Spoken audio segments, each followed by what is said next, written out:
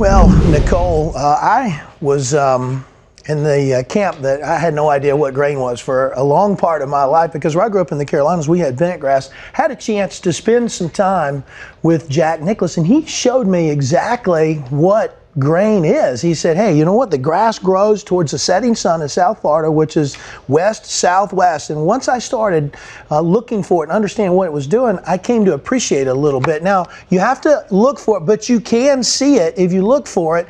In particular, in this part of the world, it is vitally important. Now, when you look at the grass, if it's going with you, it's not quite as dark as if it's coming back at you. You can definitely even see in these photos that when you are down grain, it's lighter, it's shinier, where when you're into the grain, there's definitely a darker shade to the grass. See, I grew up in California, and so like you, I didn't have much grain at all. So it's definitely, you have to learn, and it's an adjustment, and it takes time. And the better you get at being able to tell which direction the grain is going, the better you're going to be able to putt. Just as Phil said, it not only affects speed, it affects break. Definitely a lot of factors involved. Yeah, so a couple things. Figure out where west-southwest is, because Bermuda generally grows aggressively towards that setting sun. And if you still can't see it, you can try and use some different types of sunglasses. A lot of players, you see them sometimes when they're walking up to greens, they'll have glasses on. Then when they get over the putt and actually get ready to hit it, they'll flip it up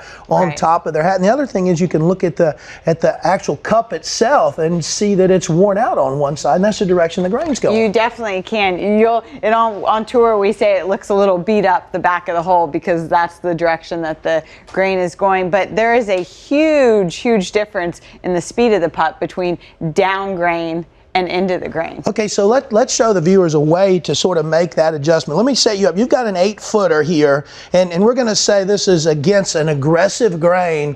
What kind of adjustment are you going to make? So what I like to do, you can make 2 adjustments. One, you want to use your eyes as much as you can when you're putting. So you just don't want to try to hit the putt harder. So you have a coin in your hand. So if I'm into the grain, I'm going to visualize. Okay, I wasn't paying attention. We're into the grain, not down grain, okay, Charlie. All right, so if we're into the grain, you're going to look past the hole to maybe a spot behind it. So naturally, your eyes are going to do the adjustment instead of you doing it mid-stroke.